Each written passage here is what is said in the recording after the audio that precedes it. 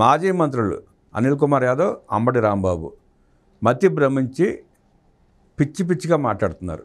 Mithun Reddy arrest తర్వాత YCP ఓ విచిత్రమైన వాదనను తెరపైకి తెస్తోంది. అసలు ఆధారాలు లేవని అడ్డగోలుగా వాదిస్తున్నారు. ఆధారాలు లేకుండా అరెస్టులు చేసే ఉద్దేశమే ఉంటే ఇప్పటికే ప్రతి జిల్లాలో ఉన్న వైసీపీ నేతలను ఎప్పుడో జైళ్ళకు పంపేవాళ్ళు. అసలు మీ ఇద్దరు బయట ఉండేవాళ్ళ, బయటకు వచ్చి ప్రెస్ మీట్లు పెట్టగలిగే స్థాయిలో ఉండేవాళ్ళ. మా హయాంలో మద్యం షాపులు తగ్గాయి, మీ హయాంలో పెరిగాయి, మా ప్రభుత్వంలో మద్యం వినియోగం తగ్గింది, మీ హయాంలో వినియోగం ఎక్కువగా ఉందంటూ ఏదేదో మతి భ్రమించి కామెంట్లు చేస్తున్నారు. వీటన్నిటికంటే ముందు వైసీపీ నేతలు ఓ ప్రశ్నకు సమాధానం చెప్పగలరా? మద్య నిషేధం చేస్తామన్న వైసీపీ అధికారంలోకి వచ్చాక ఎందుకు మద్య నిషేధం విధించలేదు? దశల వారీగా మద్య నిషేధం చేస్తామని చెప్పిన నాటి వైసీపీ ప్రభుత్వం ఆ సంగతి ఎందుకు మరిచింది? మర్చిపోవడానికి గుర్తు లేదని అనడానికో ఇదేమి చిన్న చితక హామీ కాదు కదా. మద్య నిషేధం చేశాకే మళ్ళీ ఓట్లు అడుగుతా అని ఒట్టేసి చెప్పాడు. ఇంత పెద్ద హామీని ఎలా పక్కన పెట్టేశాడు జగన్ రెడ్డి? మద్య నిషేధం చేస్తామని చెప్పి ప్రైవేటు షాపులను నిషేధించి ప్రభుత్వ దుకాణాలు ఎందుకు తెరిచారు? విచిత్రం ఏంటంటే ఇప్పటి వరకు సిట్ గుర్తించిన దాని ప్రకారం చూస్తే ఇప్పటి వరకు 10 కంపెనీల ద్వారా అక్రమ లావాదేవీలు జరిగాయని గుర్తించారు. ఇంకా ఎన్ని బినామీ కంపెనీలు, ఎన్ని డొల్ల కంపెనీలు ఉన్నాయో చూడాలి. ఆ 10లో 8 డిస్టిలరీలు ఉన్నాయి.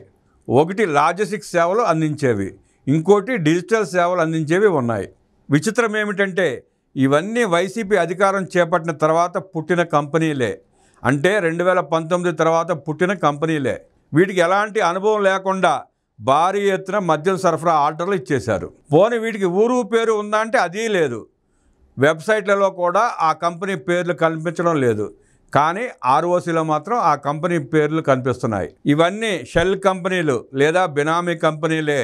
వీటిలో 5 సంస్థలు ఏపీలో పెట్టారు. మద్య నిషేధం అమలు చేస్తామని చెప్పిన పార్టీ అధికారంలోకి వస్తే ఆ రాష్ట్రంలో మద్యం ఉత్పత్తి చేసే కంపెనీలు పెడతారా? సహజంగా నికార్సైన వ్యాపారం చేసేవారైతే ఆ పని చేయరు. కానీ పెట్టారంటే మద్య నిషేధం చేసేదేం ఉండదని ఆ కంపెనీ యాజమాన్యాలకు వైసీపీ పెద్దల భరోసా కల్పించైనా ఉండాలి.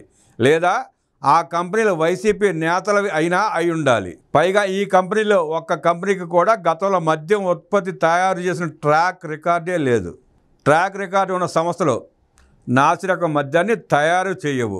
కానీ కాసుల కోసం కక్కుర్తిపడి నాసిరకం ఉత్పత్తి చేసేందుకు బినామీ కంపెనీలు పెట్టించారు. ప్రజల ప్రాణాలను బలిగొన్నారు. ఇదిగో చూడండి ఆ కంపెనీల వివరాలు. అవి ఎప్పుడు స్థాపించాయని వివరాలు కూడా వెనకాల పట్టికలో పొందుపరిచాం. అంబటి రాంబాబు పిచ్చి పిచ్చిగా మాట్లాడుతున్నాడు. పెద్దిరెడ్డికి చంద్రబాబు గారికి పడదట. కాలేజీ రోజుల నుంచి వారి మధ్య వైరం ఉందట. అందుకనే పెద్దిరెడ్డి కుటుంబాన్ని ప్రభుత్వం ఇబ్బంది పెడుతోందట. నాయనా అంబటి, చంద్రబాబు గారు ఏమైనా తొలిసారి సీఎం అయ్యారనుకున్నావా? ఆయన 4వ ముఖ్యమంత్రి అయ్యారు. పెద్దిరెడ్డి కుటుంబం మీద కక్ష సాధించాలని ఆయన అనుకుంటే గతంలో 3 సార్లు సీఎం అయినప్పుడే కక్ష తీర్చుకునేవారు కదా. మాట్లాడటానికి బుర్ర ఉందా? కక్ష సాధించుకునే వ్యక్తి చంద్రబాబు నాయుడు అయితే పెద్దిరెడ్డి రామచంద్రారెడ్డి రాజకీయాలు చేయగలిగేవాడా? కాలేజీ రోజుల నుంచి చంద్రబాబుకు పెద్దిరెడ్డి ప్రత్యర్థట. అందుకే 45 ఏళ్ల తర్వాత కక్ష పెట్టుకుని ఆ కుటుంబాన్ని టార్గెట్ చేశారట. ఇలాంటి మాటలు మాట్లాడటానికి కనీసం సిగ్గు అనిపించడం లేదా అంబటి రాంబాబు? చంద్రబాబే రాజకీయ కక్షలకు వెళితే అసలు పెద్దిరెడ్డి కుటుంబం ఇప్పుడు రాజకీయాలు ఉండేదే కాదు. ఆ విషయాన్ని గుర్తుపెట్టుకుంటే నీలాంటి మరుగుతులకు మంచిది.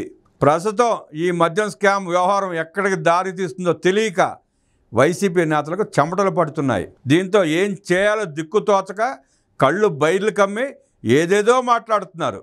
ఆంధ్రప్రదేశ్ రాజధాని అమరావతి రింగ్ రోడ్ వెంబడి హైటెక్ సిటీ ఏర్పాటు చేయాలని, దానిలో కృత్రిమ మేధ, సెమీ కండక్టర్లతో పాటు ఇతర హైటెక్ ఇండస్ట్రియల్ హబ్లు అభివృద్ధి చేయాలని స్వర్ణాంధ్రప్రదేశ్ 2047 లక్ష్య సాధన దిశగా రాష్ట్ర ఆర్థికాభివృద్ధి అన్న అంశంపై దేశంలోని అగ్రశ్రేణి పారిశ్రామిక దిగ్గజాలతో ఏర్పాటైన టాస్క్ ఫోర్స్ సిఫార్సు చేసింది. ఎలక్ట్రానిక్స్, సెమీ కండక్టర్స్, డ్రోన్స్ రంగాల్లో ఏపీ ప్రత్యేక దృష్టి పెట్టాలని, దానికోసం తిరుపతి జిల్లాలోని ట్రీ సిటీ నమూనాను రాష్ట్రంలో ఇతర ప్రాంతాల్లో అమలు చేయాలని సూచించింది.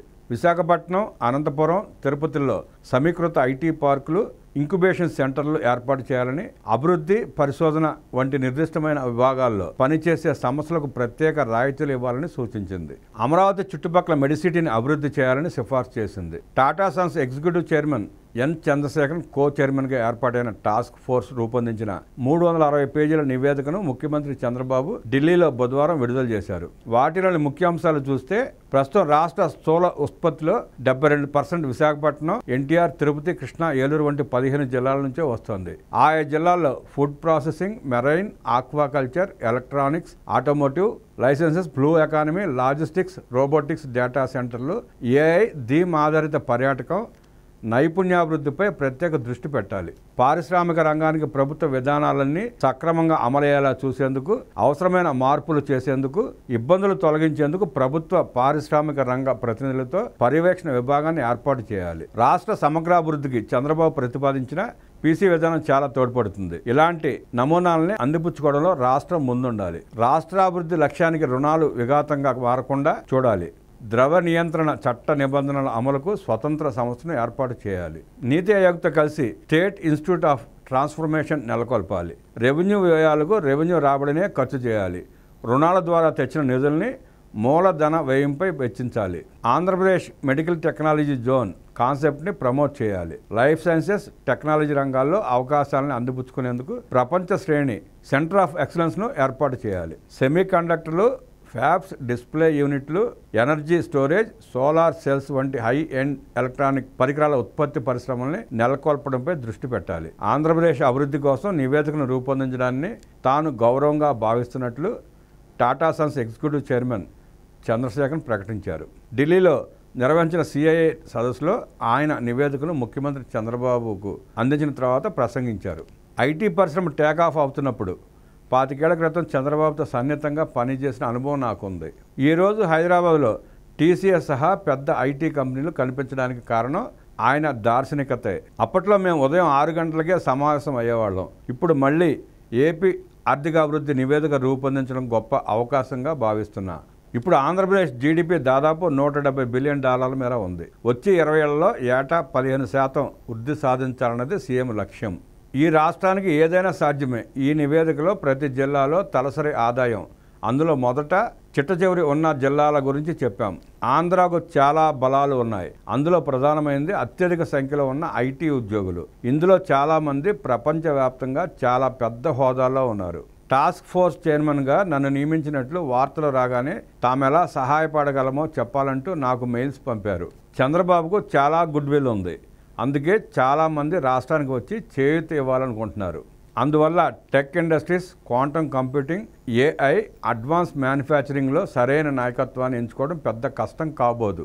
రాష్ట్రంలో మౌలిక వసతులు కల్పిస్తే మిగతావన్నీ జరిగిపోతాయి. వ్యవసాయం, ఆహారం, పెట్రోకెమికల్స్, మైనింగ్ లాంటి రంగాల్లో విస్తృత అవకాశాలు ఉన్నాయి. వీటన్నిటిని గురించి నివేదికలో చెప్పామని చంద్రశేఖరన్ ఈ సందర్భంగా పేర్కొన్నారు.